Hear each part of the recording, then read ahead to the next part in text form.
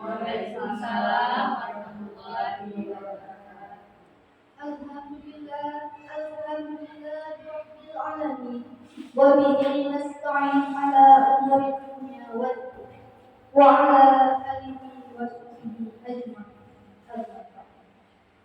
Pertama-tama dan yang paling utama, marilah sama-sama kita memuja dan memuji Allah Subhanahu wa Ta'ala, yang mana oleh Allah yang telah memberikan kita sehat badan dan sehat pikiran, sehingga kita semua dapat berkumpul di tempat yang berbahagia ini.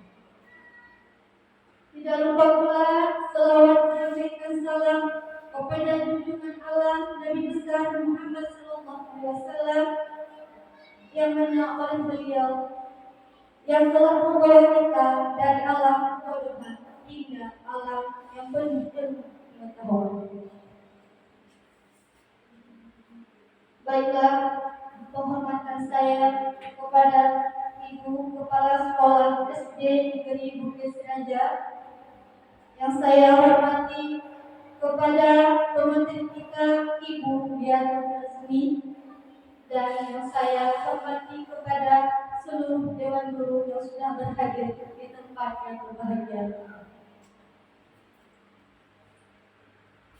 Baiklah, untuk kelancaran acara hari ini, mari sama-sama kita berdoa terlebih dahulu. Berdoa dimulai.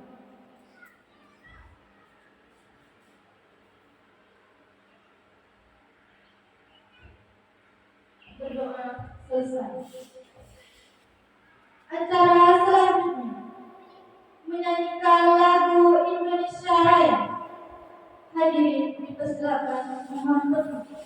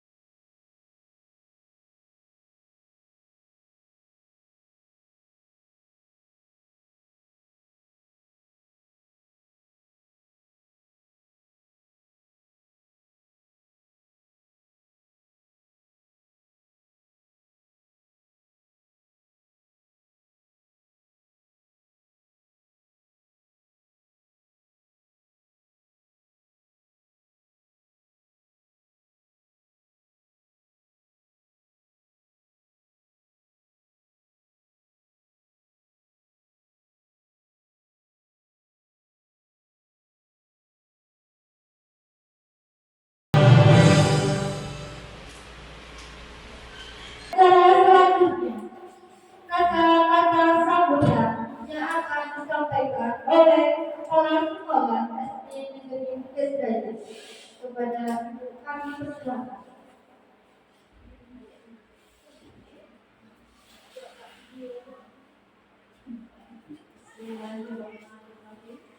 Assalamualaikum warahmatullahi wabarakatuh. Waalaikumsalam warahmatullahi wabarakatuh.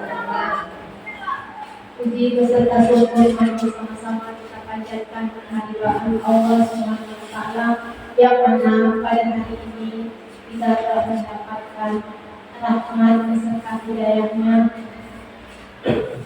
Berikut selawat dan salam kita beri sanjungan kehadiran Nabi besar Muhammad SAW, yang telah membawa umatnya dari alam kegelapan ke alam yang beriman. Ibu-ibu yang saya banggakan, terima kasih saya lakukan kepada ibu-ibu semua, terutama Bukia dan Bukia Fakri yang telah terus dalam mengikuti program Kemdikbud yang saya yaitu tentang calon guru penggerak atau CGP. Dia selaku kepala sekolah sangat mengapresiasi program tersebut. Pada hari ini kita semua, saya mohon untuk meluangkan waktunya sejenak guna mendengarkan salah satu program Bukiatul Ajmi di CGP, yaitu mengenai pembahasan budaya positif. Ini memohon waktu kita. Nanti setelah saya memaparkan tentang CGP, Bukia Ajmi akan memasuki tentang pemahaman tentang budaya positif, di mana program ini sangat bermanfaat bagi guru semua. Harapan saya semoga guru-guru yang lainnya juga dapat mengikuti jejak Bukia Ajmi. Itu sangat bermanfaat bagi sekolah kita, ibu-ibu masih muda-muda, generasi penerus. Kalau bisa, saya sekolah mendorong untuk selalu mendaftar masalah lulus. Mungkin tahun ini baru 2 orang yang terjadi, tahun depan ada lebih lagi. Jadi harapan saya, tolong setiap saya informasikan, tolong mendaftar, karena ini untuk kepentingan ibu-ibu semua. Karena program CGP ini banyak kegunaannya, dan untuk Bukia Ajmi yang sudah banyak ilmunya yang beliau dapatkan dari Bu Astuti, semoga bisa membagikan ilmunya kepada teman-teman sejawat di sekolah ini. Dan saya berharap Bukia Ajmi lulus dengan yang sangat memuaskan nantinya di akhir program praktik beliau. Hanya inilah yang dapat saya sampaikan. Saya akhirnya wabillahi taufiq wal hidayah. Assalamualaikum warahmatullahi wabarakatuh. Waalaikumsalam warahmatullahi wabarakatuh. Acara selanjutnya penyampaian destinasi budaya yang akan dipresentasikan oleh pemateri kita, Ibu Liatul Azmi. Kepada Ibu Liatul Azmi kami persilakan. Air beriak tanda tak dalam, air tenang bagaikan berlian. Izinkan saya mengucapkan salam kepada hadirin sekalian. Assalamualaikum warahmatullahi wabarakatuh.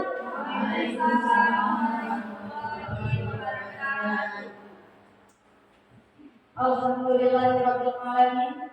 Wassalatu wassalamu ala asrafil anbiya'i wal mursalin wa ala alihi washabbihi ajma'in.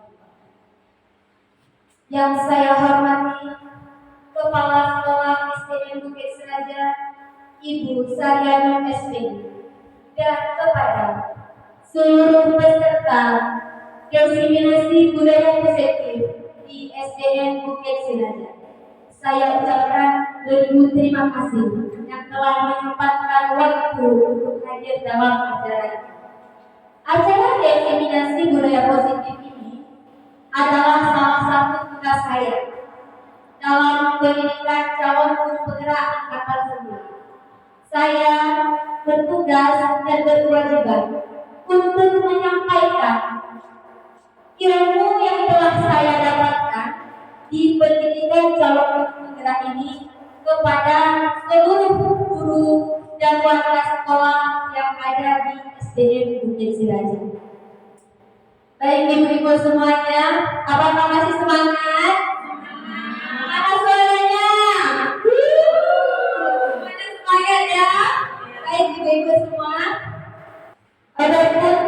tujuan destinasi saya pada hari ini, yaitu yang pertama, guru di SD Bukit Seraja dapat memahami konsep pendidikan menurut Ki Hajar Dewantara. Kemudian dihubungkan dengan budaya positif di sekolah yang berpihak pada murid.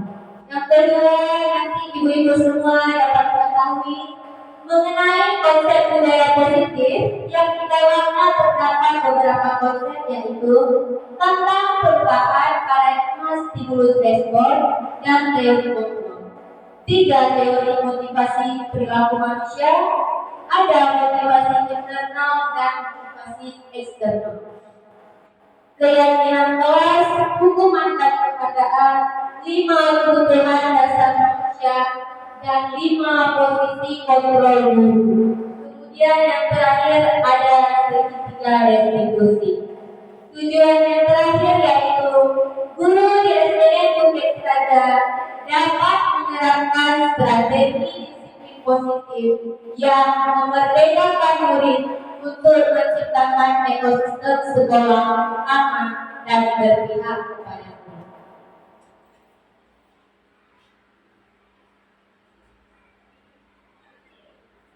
Materi yang pertama yaitu tentang disiplin positif dan nilai kebajikan universal.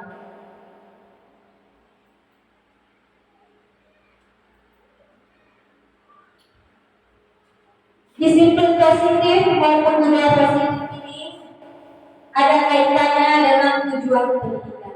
Di sini ada tujuan pendidikan menurut Ki Hajar Dewantara. Filosofi Ki Hajar Dewantara, tujuan pendidikan yaitu menuntut segala program yang ada pada anak-anak agar mereka dapat mencapai keselamatan dan kebahagiaan yang setinggi-tingginya, baik sebagai anggota masyarakat maupun sebagai individu. Dalam filosofi Ki Hajar Dewantara ini, sekolah itu diibaratkan seperti ladang. Ya, siswa-siswi kita itu diibaratkan seperti benih tanaman. Jadi kita dulu sebagai iya benar sekali. Kita dulu diibaratkan sebagai petani. Ketika seorang petani menanam benih, misalnya petani menanam benih padi, kita ingin padi yang kita tanam itu tumbuh dengan baik. Maka yang dilakukan petani harus menanam benih di tanah yang subur, menyirami air dan diberi pupuk. Bahkan dibasmi gula dan hama yang ada agar benih padi yang ditanamnya itu tumbuh dengan subur. Begitulah kita itu semua. Kita ini diibaratkan sebagai petani. Kita hanya dapat menuntun tumbuhnya pada anak-anak. Pada anak ini kita tidak bisa mengubah, karena setiap anak lahir dengan programnya masing-masing. Saya ibaratkan petani menanam padi. Tidak bisa setelah padi besar akan tumbuh menjadi jagung. Apakah mungkin? Begitulah kita juga tidak bisa membuat program anak. Tetapi sebagai pendidik, yang bisa kita lakukan adalah menuntun segala program yang ada pada kita.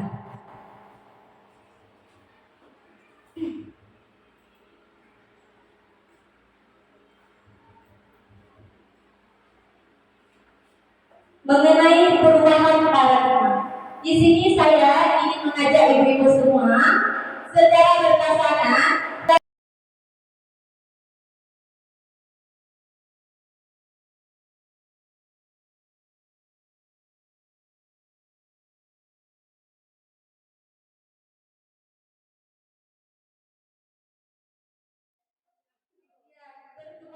mainnya berpasangan, tapi satu orang harus menjadi A.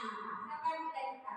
Nah, yang jadi A tugasnya adalah ambil secari kertas kecil aja kertasnya ya.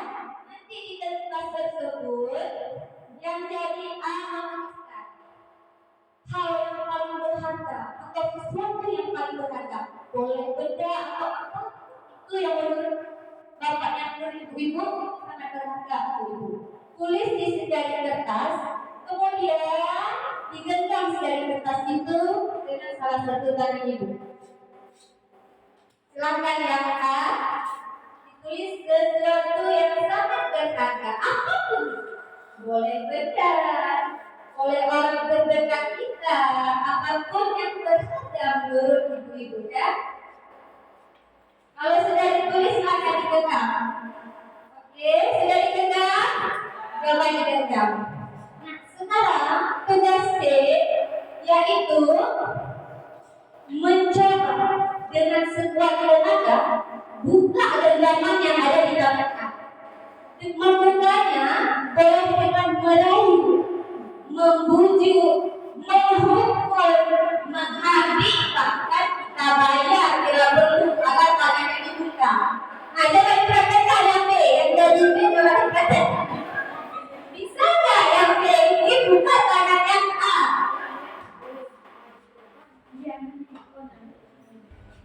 Sudah dipraktekkan? Coba, ayo, boleh boleh kita dengan uang kita suap ya, kita. Gimana, ada yang berhasil membuka? Orang harus kasih uang sama ngomong. Oh, ada mau membukanya? Oh, tidak mau. Ada yang berhasil membuka? Semuanya tidak berhasil kan? Kalau tidak berhasil, apa yang akan terjadi? Berarti kemungkinan yang terjadi hanya ada dua. Yang pertama bersedia membuka, yang kedua tetap bertahan dari genggaman. Tapi ibu di sini saya perhatikan semuanya bertahan dengan genggaman, tidak ada yang membuka. Nanti saya ini mau tanya, apa sih alasannya kok nggak mau dibuka? Kalau ada yang kasih, apa yang tanya? Apa ya? Karena yang ada di genggaman saya ini adalah waktu. itu semua ada pada kita, ya kan? Kalau kita tidak mau membuka, apakah si B berhasil membuka? Tidak. Tapi pada si B ini merayu atau menyuapkan, kita mau juga. Itu juga tergantung pada diri kita. Kita mau buka. Itu tergantung dengan kebodohan kita. Mungkin yang di dalam diri kita ini saat disuap dengan uang yang banyak, kita lebih perlu uang. Maka kita membuka, itu tergantung dengan kebutuhan kita masing-masing.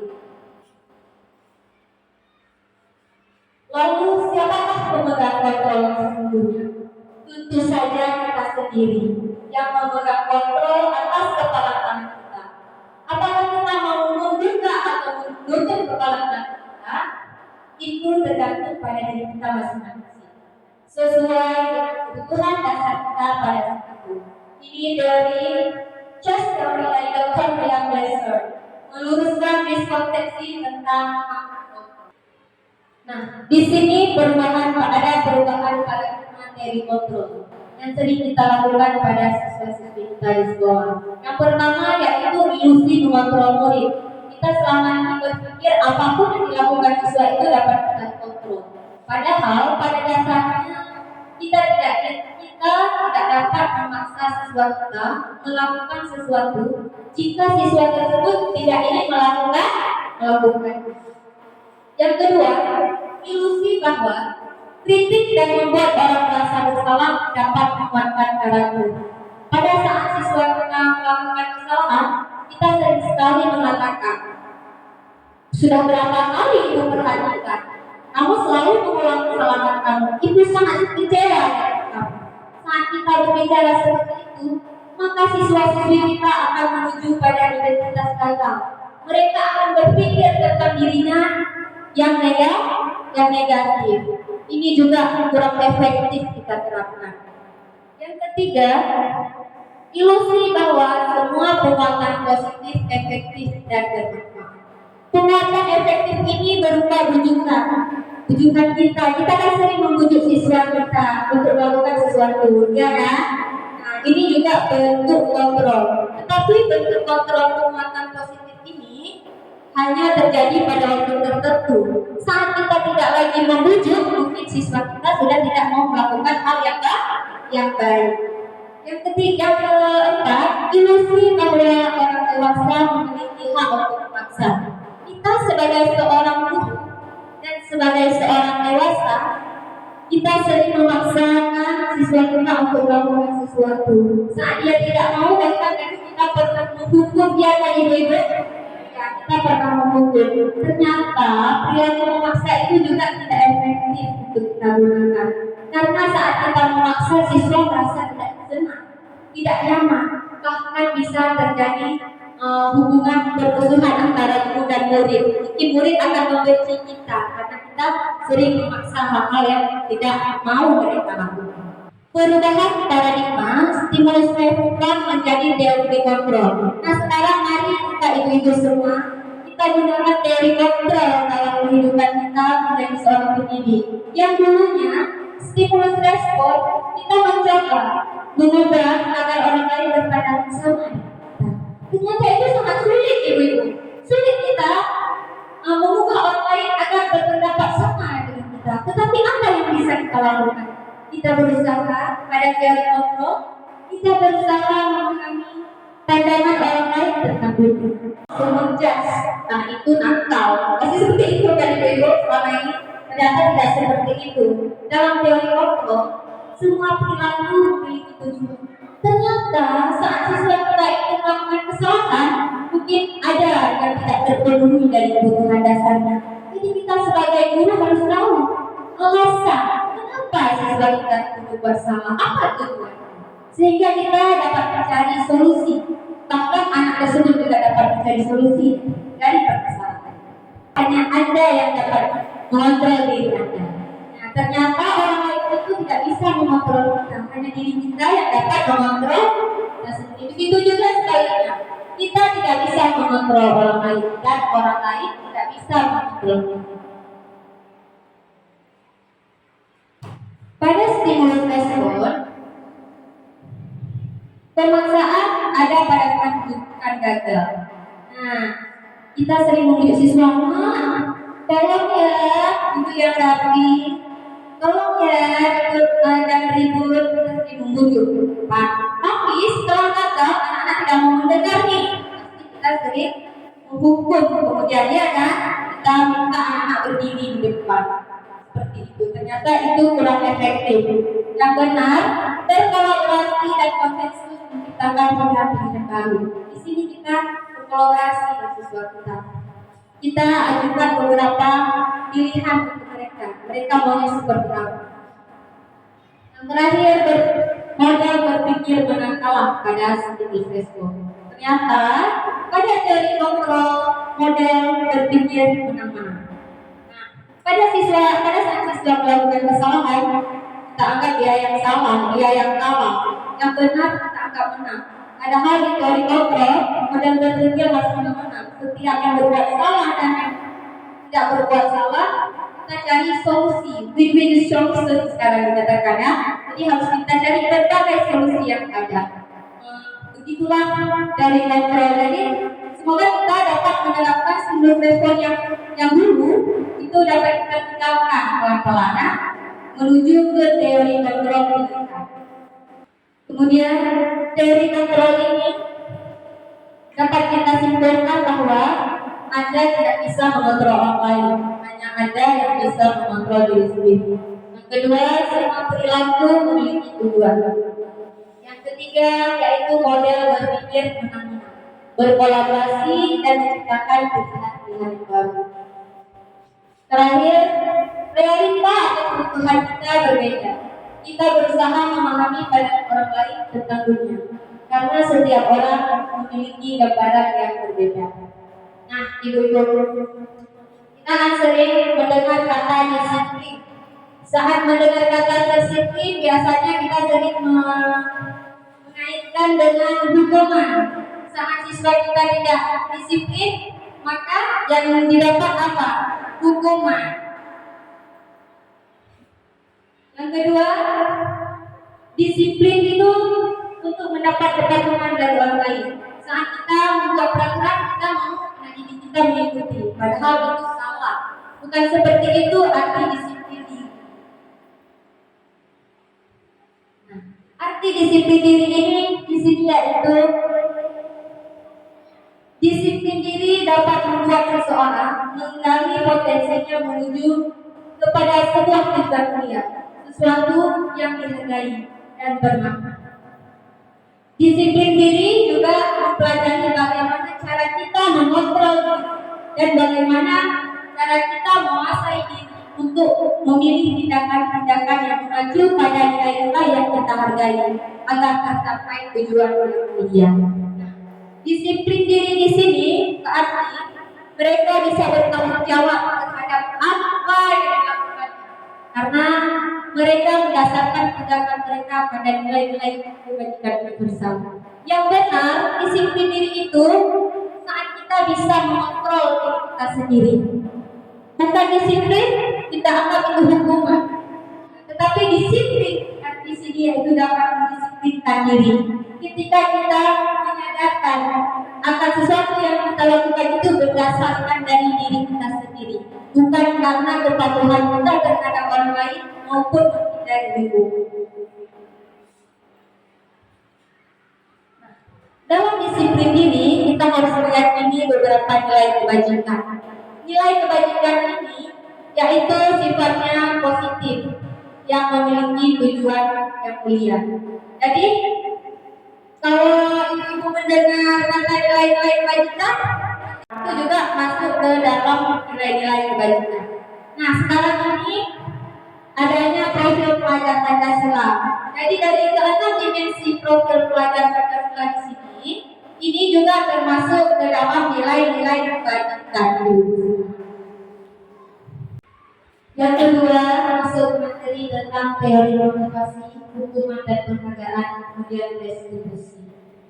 Teori motivasi perilaku manusia. Di sini ada motivasi eksternal dan internal. Kalau eksternal itu motivasinya di luar, jadi kita harus dimotivasi oleh orang lain, baru kita mau bergerak atau melakukan sesuatu. Kalau motivasi internal itu ada di dalam kita. Nah, motivasi internal ini yang pertama untuk menghindari ketidaknyamanan atau hukuman. Saat siswa kita melakukan sesuatu, mereka akan bertanya dulu. Kalau saya tidak melakukannya, apa yang saya dapatkan atau apa yang akan terjadi bila saya tidak melakukannya? Misalnya saat siswa upacara, siswa kan kadang-kadang tidak ngerti. Nah, tinggal guru akan melanjutkan nanti selesai upacara, tinggal guru siswa kita berdiri di depan tiang bendera, kita menghormat sampai 1 jam. Itu kan berupa hukuman, ibu-ibu. Kadang-kadang siswa kita tidak mau berdiri disiplin karena untuk menghindari hukuman, bukan karena dasar ada dari dirinya sendiri. Jadi ada anak-anak itu melakukan sesuatu karena menghindari hukuman. Yang kedua, untuk mendapatkan imbalan dari orang lain. Nah, saat melakukan suatu hal, akan bertanya dulu, apa yang akan saya dapatkan apabila saya melakukannya. Kadang-kadang kita pernah memberi hadiah untuk siswa kita. Jadi saat kita kasih hadiah penghargaan, siswa kita cepat sekali menangkap materi yang kita berikan. Bisa kita minta siswa atau kalian, ya kan? Tidak bisa siswa kita kalian. Tapi pasti kalian ini siapa yang bisa sampai berkalian 10. Maka itu akan kasih hadiah. Itu langsung bisa, langsung muncul dari produk semua, ya kan? Hampir semua yang bisa, langsung bisa.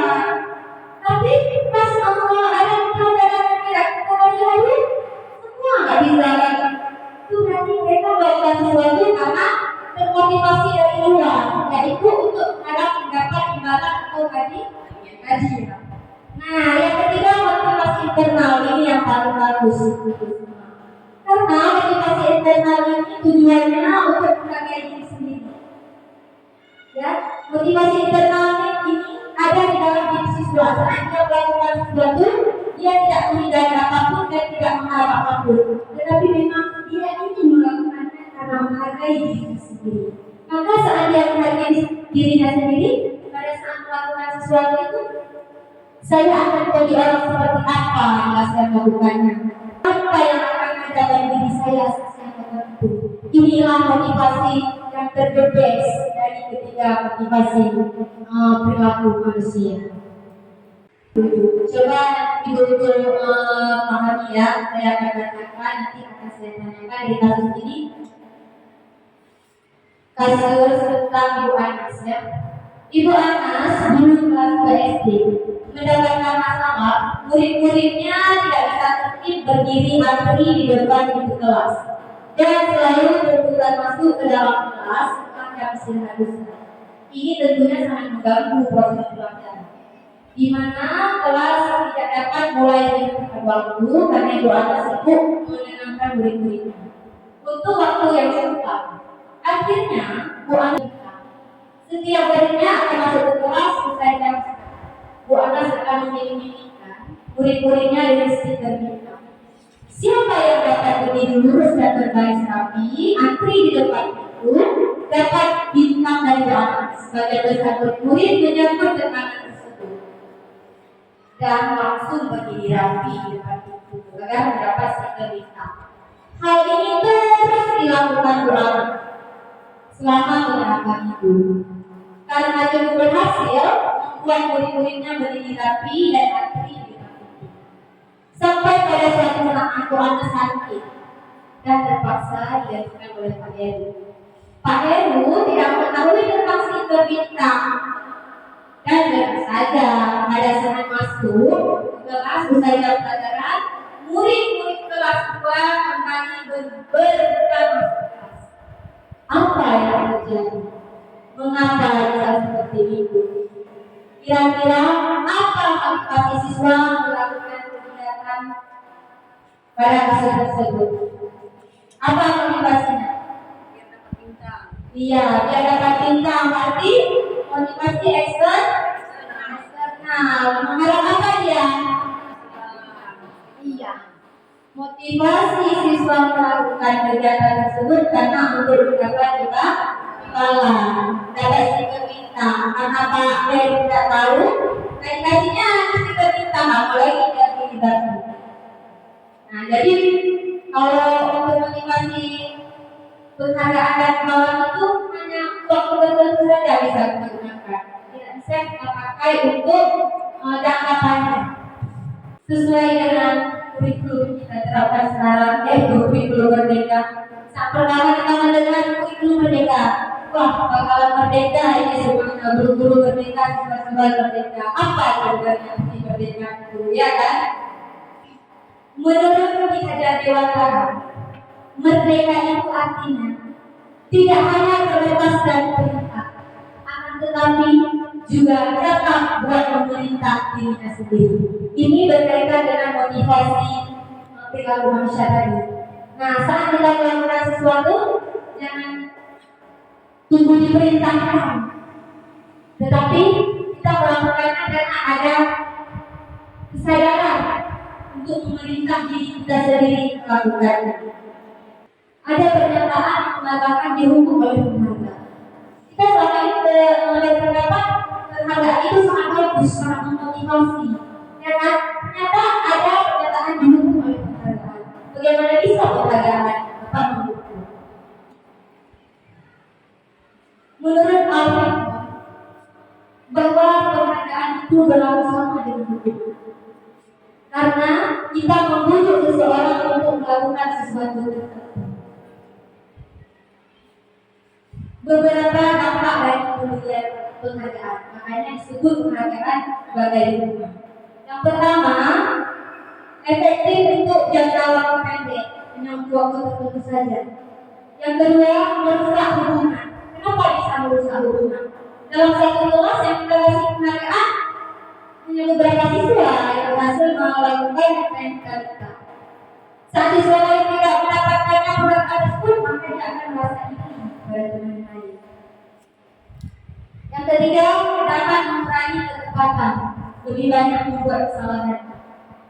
Yang keempat, dapat menurunkan kualitas, artinya dapat berhenti berkembang. Yang kelima, mematikan kreativitas, sebagai menghukum tidak dapat penghargaan bagi yang tidak dapat penghargaan. Itu hukuman bagi dia. Yang terakhir, dapat merusak motivasi dalam diri. Jadi tidak ada lagi motivasi dalam dirinya. Dia dalam melakukan sesuatu hanya mengharap penghargaan, yang saya katakan tadi. Jadi motivasi ini akan hilang. Padahal sesungguhnya yang terbaik itu motivasi dalam diri kita. Makanya disebut dihukum oleh penghargaan. Terus bagaimana juga cara kita untuk memberikan apresiasi untuk siswa kita? Ya kan? Kalau semuanya salah, jadi harus bagaimana? Nah, di sini ada beberapa bentuk program kebajikan atau apresiasi. Yaitu yang pertama, kita dapat memberikan pengakuan secara khusus, secara pribadi, dan pengakuan yang kita berikan harus kepada semua murid secara bergantian. Dan kita lakukan secara konsisten terus menerus. Kemudian berfokus pada proses. Contohnya, nilai kebajikannya rasa empatimu sangat besar. Apa yang dia lakukan pada saat mengawal murid baru di kelas kita? Nah, itu bisa kita gunakan untuk anak-anak kita. Itu juga merupakan apresiasi. Jadi saat kita mengatakan seperti itu, murid kita merasa, oh saya diakui, ada pengakuan, ya kan? Berarti yang selama ini saya lakukan akan terlihat, ya kan? Terus bisa juga dengan terima kasih untuk rasa tanggung jawabmu pada saat kamu mengukur kertas dan berserakan di lantai. Jadi itu lebih efektif kita gunakan dibandingkan hukuman atau hadiah. Di sini ada sebuah kasus lagi. Mari kita diskusikan bersama pelajaran tersebut berlangsung. Dia lebih banyak berdiam diri atau menggambar di buku pelajaran. Pada saat guru matematikanya Pak Seno menanyakan pertanyaan, Iva jadi buku dan tidak sengaja menjatuhkan tasnya dari kursi. Serta tiba-tiba menjadi gagap pada saat berupaya menjawab. Seluruh kelas pun tertawa yang bicara tergagap-gagap dan terkejut tersebut. Pak Seno pada saat itu membiarkan teman-teman Iva menertawakan Iva yang tergagap dan malu luar biasa, dan malahan meminta Iva untuk maju ke depan dan berdiri di depan kelas sambil menunjuk ibunya. Karena tidak bisa menjawab pertanyaan Pak Seno, kelas semakin gaduh dan anak-anak pun tertawa melihat Iva di depan kelas memegang kursi. Jadi Iva di sini dihukum, ya. Beri tanggapan. Nah, menurut ibu semua, apakah Anda setuju dengan tindakan Pak Seno terhadap Iva? Kalau ibu dari Pak Seno di sini, ibu setuju nggak yang dilakukan Pak Seno terhadap Iva? Setuju tidak? Iya. Mengapa tidak setuju ibu? Karena Iya. Dan karena yang dilakukan Pak Seno membuat Iva malu. Yang kedua, menurut ibu-ibu, tindakan Pak Seno terhadap Iva adalah sebuah hukuman atau konvensi? Iya, benar sekali. Ini adalah hukuman. Kenapa dikatakan hukuman? Karena yang diberikan Pak Seno itu tidak ada hubungannya dengan pelajaran matematika. Mereka sedang belajar pelajaran matematika. Saat Iva tidak bisa menjawab, malah disuruh berdiri dan pegang ini. Kan tidak ada kaitannya, maka itu disebut dengan hukuman.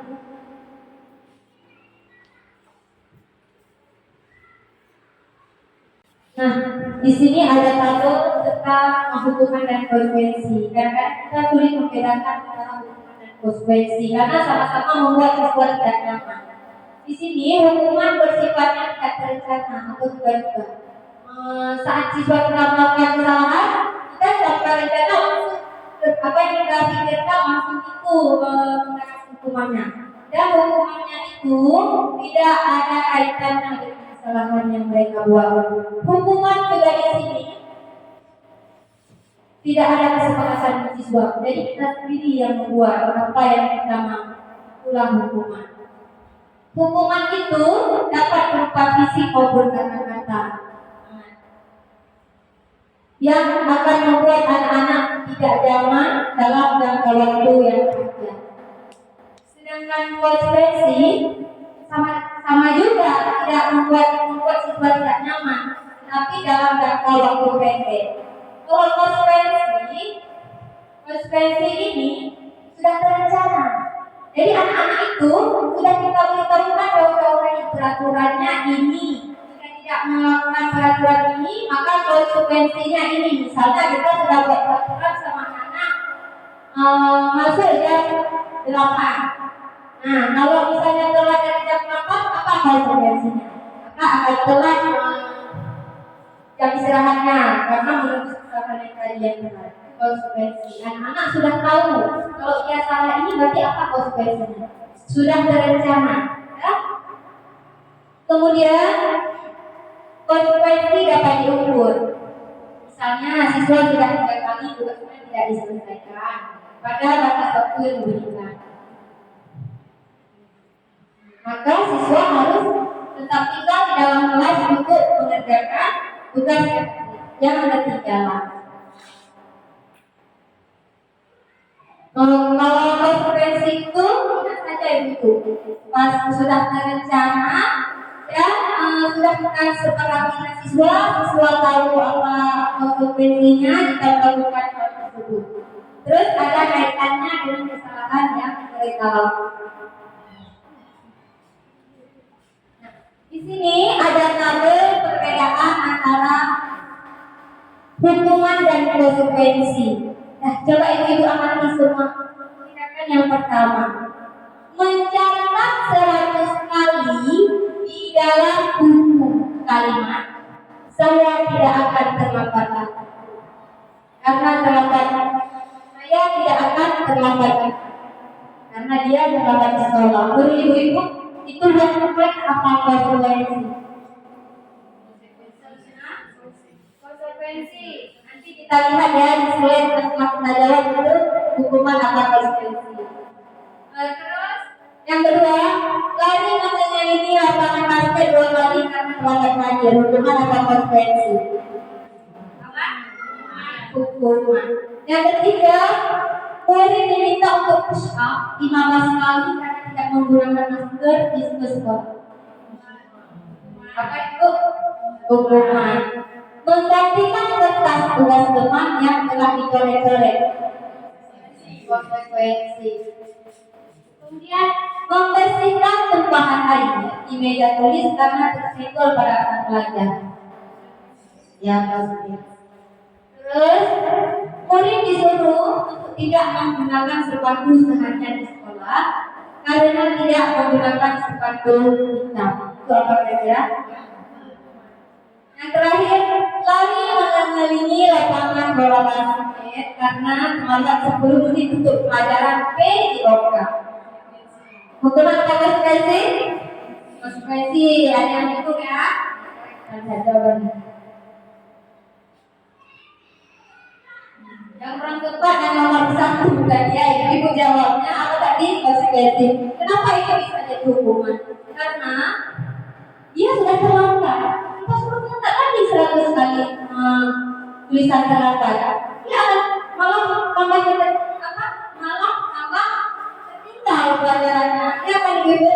Nah, jadi yang tepatnya kita dapat dia telat untuk istirahat. Itu mengejar ketertinggalannya. Tadi kalau yang untuk terakhir mengelilingi bola basket itu konsekuensi. Kenapa? Karena bisa jadi pada saat pelajaran PJOK itu ada pemanasan. Karena dia agak telat, maka disuruh keliling lapangan bola basket untuk menggantikan kegiatan pemanasan tadi. Tapi hebat-hebat ibu semua, dia betul semua jawabannya. Yang sudah bisa membedakan mana hukuman, mana konsekuensi. Nah, setiap tindakan siswa kita salah, ternyata ada hal yang paling efektif untuk kita gunakan. Jadi itu namanya restitusi. Apa sudah pernah mendengar ibu? Belum ya, sama saya juga belum pernah mendengar. Jadi pada pendidikan calon guru penggerak inilah pertama sekali saya menggunakan apa itu restitusi. Nah, restitusi di sini yaitu proses menciptakan kondisi bagi murid untuk memperbaiki kesalahannya. Jadi dengan restitusi ini siswa dapat menemukan sendiri solusi dari permasalahan yang mereka lakukan. Dan membantu institusi ini dapat membantu murid kita untuk berpikir tentang orang seperti apa yang ingin mereka tuju. Sering membuat peraturan kelas. Tapi sekarang berbeda, kita akan membuat keyakinan kelas. Mengapa harus peraturan? Mengapa tidak peraturan? Mengapa harus keyakinan? Ada yang tahu ibu? Ada? Ada yang sudah tahu? Belum? Ya kalau belum, ini saya kasih gambaran aja. Saat ibu-ibu berpergian dengan kendaraan roda dua, ibu-ibu pasti ada pakai helm. Ada pakai helm. Ada spion di motornya. Nah, untuk apa ibu-ibu? Ya. Kalau ibu yang lain, kenapa memakai helm? Untuk apa? Apa untuk mematuhi peraturan atau ada tujuan lain? Iya, bagus ya. Untuk menjaga keamanan di. Jadi, kalau kita pakai peraturan, kalau ada razia, ya pakai helm. Ya kan? Kalau kita tahu nggak ada razia, nggak usah kita pakai. Karena kita tujuan pakai helm untuk peraturan. Tetapi, kalau kita memakai helm karena kita yakin apa keselamatan. Nah, kita mau ada razia, mau ada polisi, kita akan pakai. Nah, kenapa keyakinan? Bukan peraturan, itulah sebabnya ibu-ibu. Nah, jadi kalau peraturan itu, anak-anak itu melakukannya kalau ada perintah aja dari guru, kalau dikontrol aja sama guru, ya kan? Saat kita nggak kontrol, mereka nggak mau melakukan. Tetapi kalau mereka membuat keyakinan kelas, nah kita sepakat ini dengan anak-anak. Apa nilai-nilai kebajikan yang mereka miliki? Kemudian kita ajak anak-anak kita untuk membuat keyakinan kelas sehingga mereka akan selalu melaksanakannya karena mereka yakin akan nilai-nilai kebajikan yang ada pada dirinya. Keyakinan kelas adalah nilai-nilai kebajikan universal yang disepakati baik secara tersirat maupun tersurat, lepas dari latar belakang suku dan agama, bahasa, terlepas dari bahasa maupun agama. Ini ada contoh keyakinan kelas.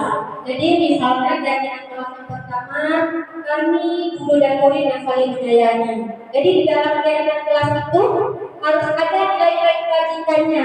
Nah, contohnya di kelas yang pertama, kami guru dan murid yang saling menyayangi. Nilai kebajikan di situ saling menyayangi. Begitu juga yang kedua, kami murid yang semangat belajar. Terus ada nilai kebajikan di situ semangat. Jadi dari nilai-nilai kebajikan itulah. Kalau saya, kemarin saya sudah buat keyakinan kelas, nanti di akhir slide saya akan dulu semua. Jadi yang pertama itu saya tanya dulu peraturan yang selama ini kita lakukan. Dari peraturan itu saya tanya lagi pada anak-anak di kelas saya. Jadi mereka ingin kelasnya seperti apa? Bagaimana kemudian mereka? Jadi saya kasih kertas notes itu, mereka menulis bagaimana kelas impian. Jadi dari kelas impian itu nanti saya catat semua yang disampaikan anak-anak. Kami berduduk bersama, diskusi bersama dengan siswa. Kemudian pasti anak-anak kadang-kadang misalnya tidak boleh buang sampah sembarangan. Itu merupakan kalimatnya negatif semua. Kenapa negatif? Karena ada kata jangan dan tidak. Jadi kalau di peraturan di kelas kita berusaha menghindari kata tidak dan jangan. Jadi kita buat kalimat negatif itu menjadi kalimat yang positif.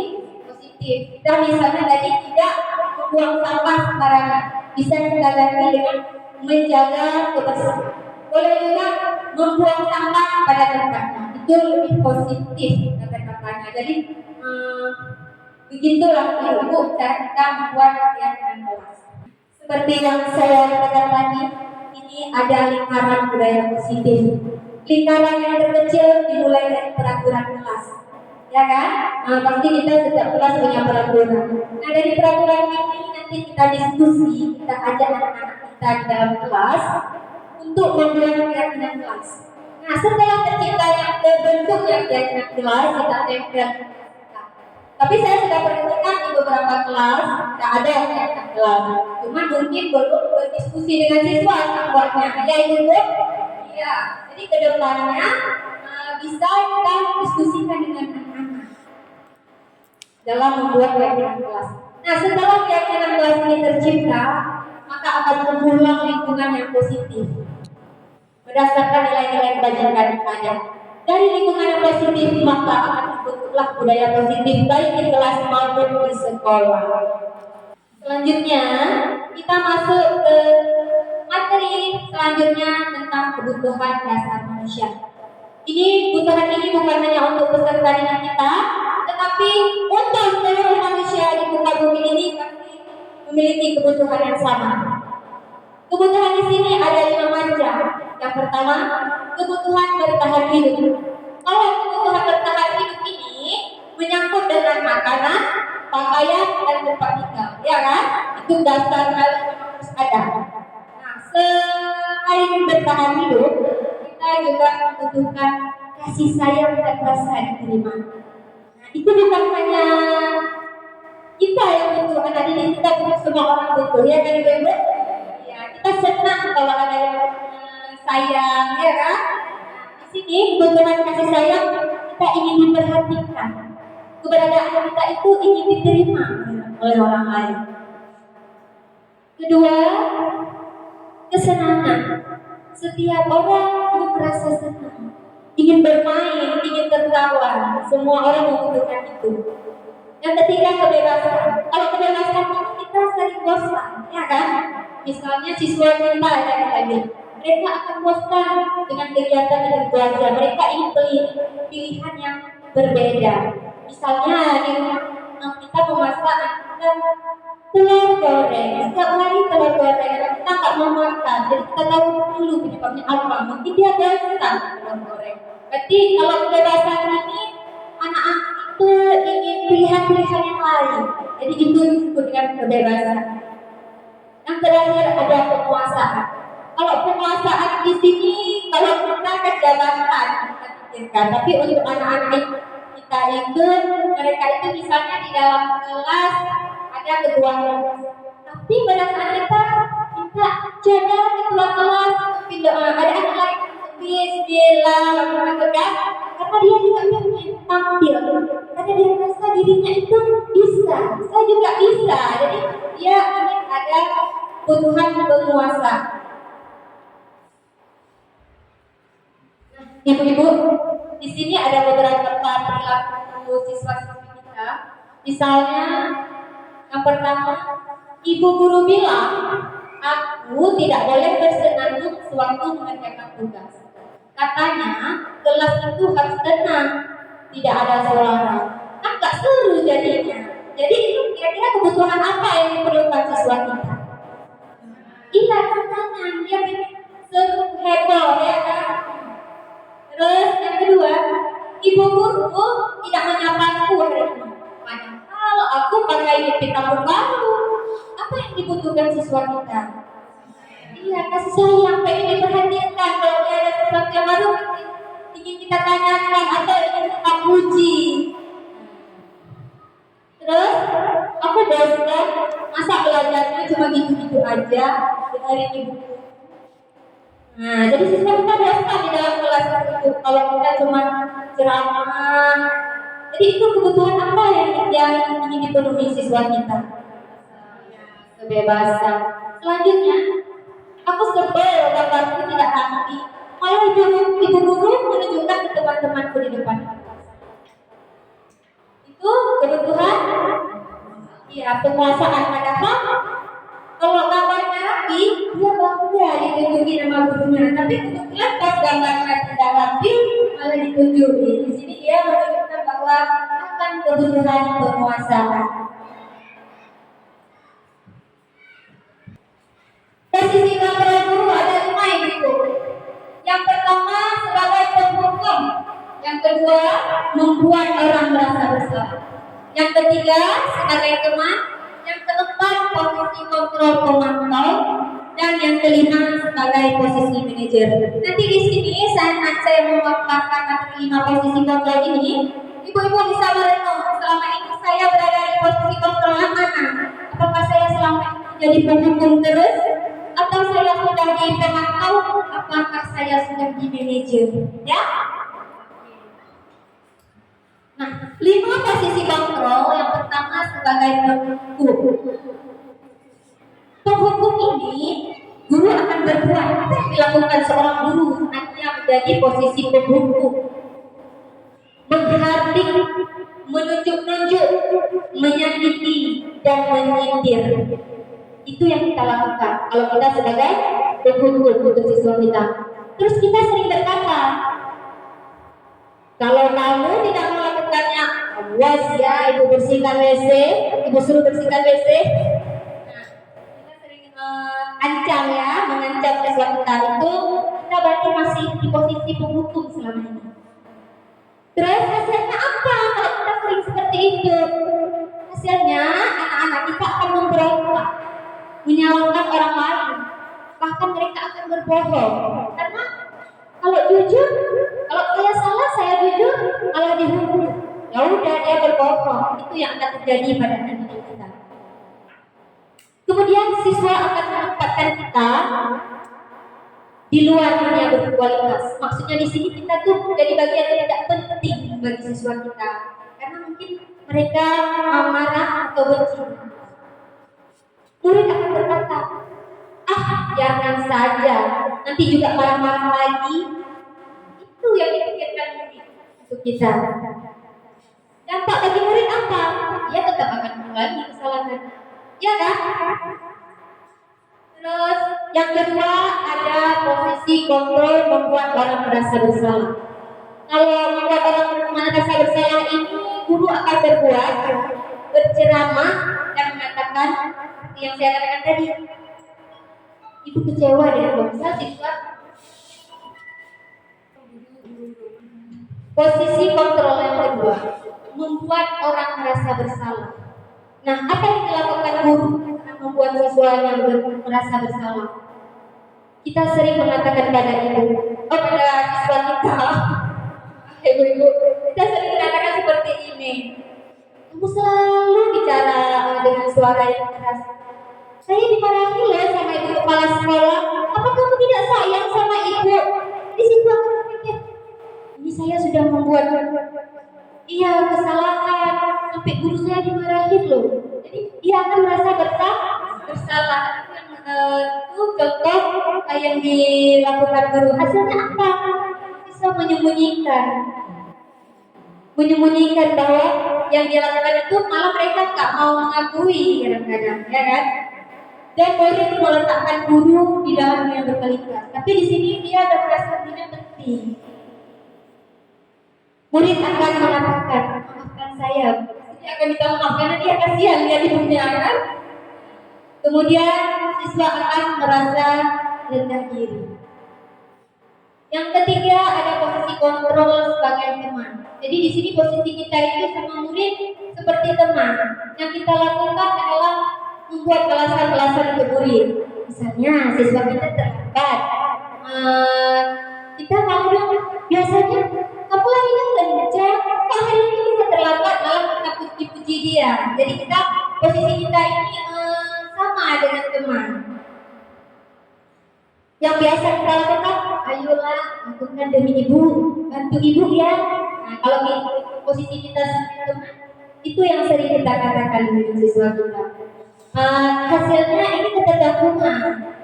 Jadi kalau kita satu orang guru ada posisi sebagai teman, guru lain tidak berposisi sebagai teman, mungkin murid itu gak akan suka dengan guru lain. Dia akan mencari gurunya ya posisinya sebagai teman. Ini ketergantungan. Malah mungkin dia gak akan dengarkan guru lain yang berbicara karena tidak sefrekuensi dianggapnya dia, ya kan? Terus di sini kalau posisi sebagai teman, murid meletakkan gurunya sebagai orang yang sangat penting dalam hidupnya, sangat, ya. Murid akan berkata, saya pikir bapak ibu teman saya ternyata begitu. Itu kan dia katakan saat kita tidak lagi posisi sebagai teman, ya kan? Maka dia akan berkata seperti itu. Saat kita sudah berubah, mungkin nanti kita akan posisi sebagai pemantau atau manajer. Yang terjadi pada lemah, tidak mandiri dan ketergantungan. Nah, dia selalu mengharap kita bantu. Yang keempat ada posisi sebagai pemantau. Nah, kalau posisi kita sebagai pemantau ini terukur. Misal siswa kita Abdul lambat sekolah, kita pantau berapa kali dia terlambat. Jadi terarah kesalahan yang dibuat itu memang kita buat catatannya. Kemudian saat ada siswa yang salah, apa yang kita ucapkan? Katanya, apa peraturannya? Jadi kamu buat seperti ini sudah melanggar peraturan, apa konsekuensinya? Ya kan? Kemudian apa yang hasilnya? Murid akan menyesuaikan diri karena dia merasa diawasi, ya kan? Dan kita catat terus kesalahannya. Kalau dia berkesalahan, ibu lihat, kamu sudah 3 kali terlambat. Nah, jadi mereka merasa diawasi, jadi akan menyesuaikan dirinya. Murid akan berkata, berapa banyak bintang yang saya harus peroleh, atau berapa halaman yang harus saya tulis. Nah, jadi saat diawasi, kadang-kadang kalau kita kasih bintang ini yang misalnya nggak pernah terlambat, kita kasih bintang. Ada kadang-kadang buku buat tabel prestasi yang nilainya bagus dan datanya terlambat, bintang sampai kamu lagi dikatakan. Nah, jadi anak-anak sering bertanya, berapa banyak bintang yang harus saya peroleh. Kemudian dampaknya menitik beratkan pada sanksi atau hadiah. Jadi sanksi di sini sama dengan konsekuensi. Karena dia melanggar peraturan, dia dapat konsekuensi atau hadiahnya apa? Ini sudah lumayan bagus di posisi pemantau, tetapi masih ketergantungan pada orang lain. Nah, yang terakhir ada posisi control manager. Kalau posisi control manager ini, siswa sudah mulai menunjukkan rasa menghargai dirinya sendiri. Karena posisi sebagai manajer ini, guru akan berbuat mengajukan pertanyaan-pertanyaan. Jadi saat siswa kita melakukan kesalahan, kita memberikannya dengan beberapa pertanyaan. Misalnya guru berkata, apa yang kamu yakini? Jadi yang kamu yakini itu nilai-nilai kebajikan, ya? Atau sesuai dengan kesepakatan kelas yang telah dibuat. Apa yang bisa kamu kerjakan untuk memperbaiki masalah ini? Jadi kita itu pada siswa mestinya, dan kita yang kasih solusi. Siswa sendiri mencari solusi agar dia lebih termotivasi untuk memperbaiki kesalahannya. Hasilnya, pada posisi manajer ini, siswa akan menguatkan pribadinya. Kemudian siswa akan berkata pada posisi manajer, bagaimana caranya saya bisa memperbaiki keadaan? Nah, jadi dia itu dalam memperbaiki kesalahannya itu muncul dari dalam dirinya, termotivasi dari dirinya sendiri, bukan karena dikasih solusi atau hukuman atau dibuat rasa bersalah oleh guru. Dampak pada murid yaitu murid dapat mengevaluasi dirinya, bagaimana cara memperbaiki diri. Jadi dari kelima posisi kontrol ini, yang paling bagus adalah posisi manajer. Coba ibu-ibu bayangkan semuanya. Selama ini kita sering di posisi mana? Masih berada di posisi yang mana? Ya kan? Apakah itu penghukum, membuat orang merasa bersalah, teman-teman tahu atau manajer? Ternyata yang paling bagus itu posisi sebagai manajer. Kita berikan ke anak untuk mencari solusi dari masalah yang telah dibuatnya. Di sini ada tugas untuk kita semua, beberapa pertanyaan. Kira-kira posisi kontrol apa ya? Saya kecewa sekali dengan kamu. Itu maksudnya yang mana dari 5 posisi? Ada 5 ada kan? Nah, penghukum, siapa yang mengatakan posisi apa? Kita menjudge anak itu nggak pernah benar melakukan. Iya, sebagai penghukum. Ketiga, ayolah lakukan dulu ibu. Itu posisinya? Iya, teman. Selanjutnya, apakah Apakah kamu mau mendapatkan stiker bintang hari ini? Posisi? Sebelum manajer Betul. Yang selanjutnya, bagaimana kamu bisa menyelesaikan masalah? Itu posisinya? Iya, manajer. Yang terakhir, kamu selalu yang paling terakhir. Jadi kita sebagai apa? Ya? Kalau apa itu, ibu? ya coba kita lihat. Apa jawabannya ya? Nah, terakhir ya yang kurang tepat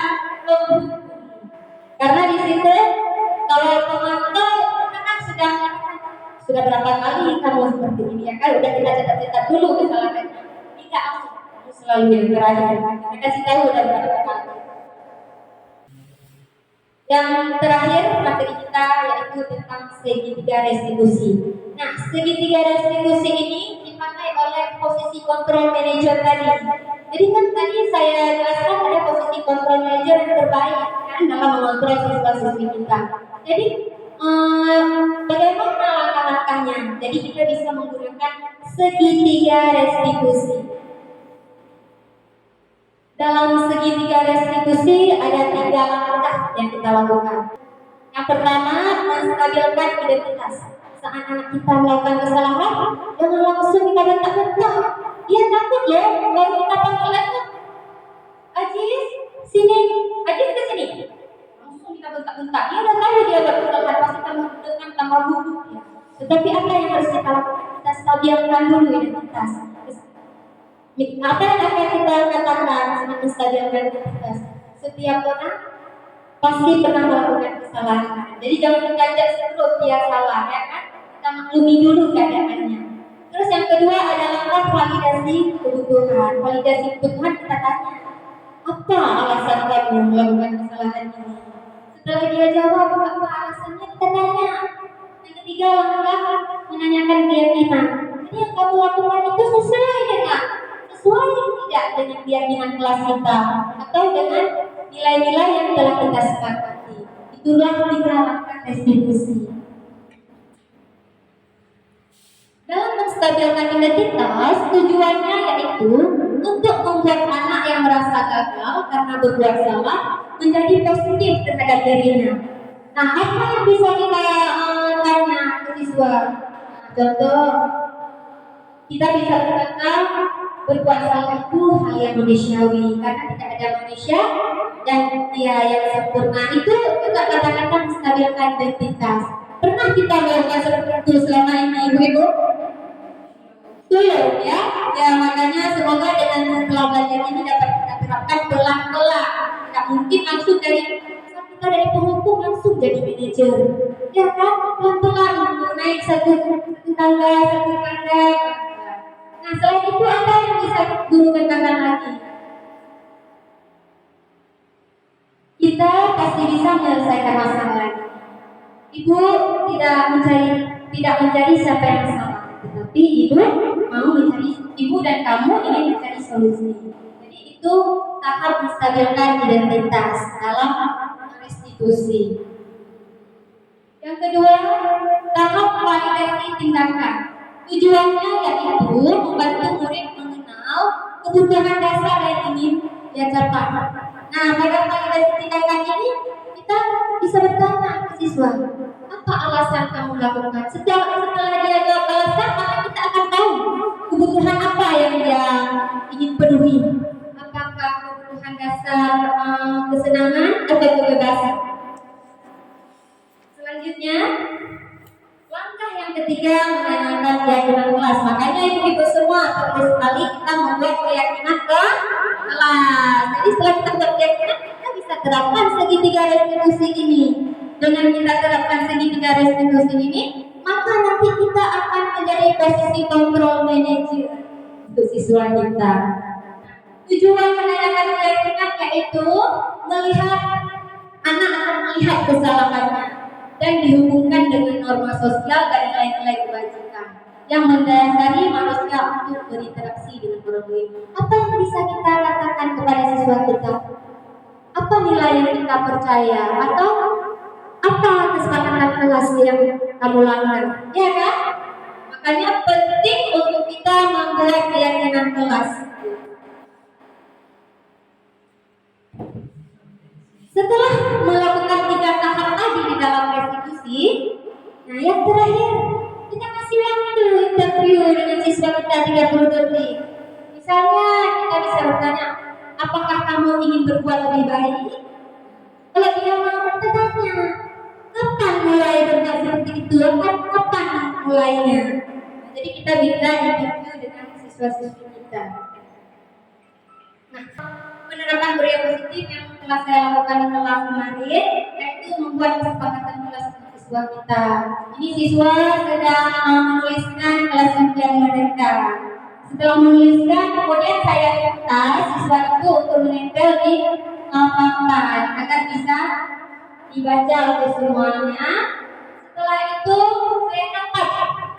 Setelah saya catat, masih banyak kata kalimat yang negatif. Kemudian saya bersama siswa bersama-sama merumuskan keyakinan kelas menjadi kalimat yang lebih positif.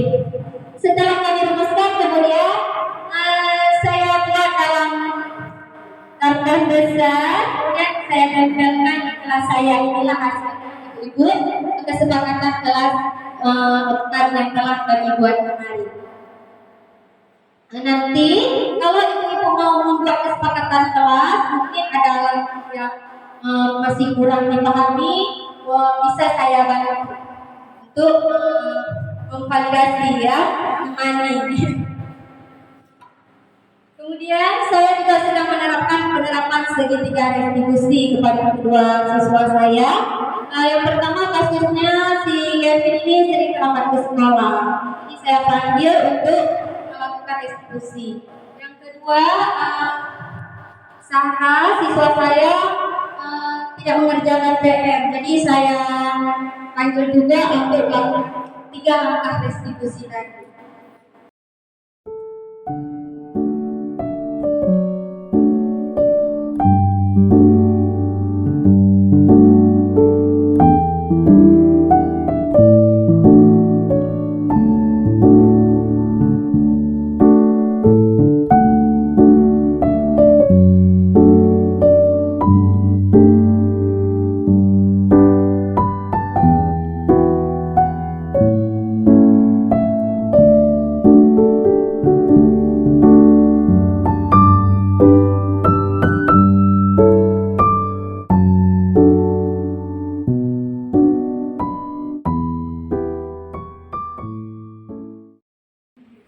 Itulah ibu-ibu semua hasil restitusi yang telah saya lakukan.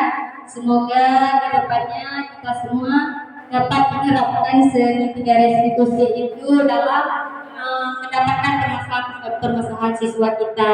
Kalau biasa siswa salah langsung minta hukum, sekarang bisa kita naik satu tangga, mungkin menjadi bukan rasa bersalah, kemudian naik satu tangga sampai kita menjadi posisi kontrol manajer ya, semoga bisa.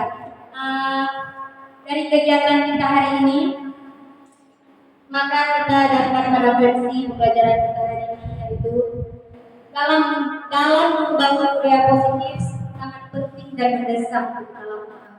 Tidak jarang kita melihat seorang guru menyelesaikan perilaku murid tanpa ada pihakkan pada murid. Kemudian setelah memahami bagaimana cara membuat keyakinan kelas untuk membangun budaya positif yang berpihak kepada murid, peran posisi kontrol seorang guru dalam menangani perilaku murid, serta penerapan segitiga restitusi, saya akan menyebarkan pemahaman ini dan alhamdulillah hari ini saya sudah melakukannya. Kemudian saya akan berkolaborasi dengan kepala sekolah, guru dan murid untuk membuat keyakinan kelas. Seperti yang saya katakan tadi, jika nanti ada guru yang ingin membuat keyakinan kelas, mungkin ada langkah-langkah yang kurang dipahami, bisa saya ganti.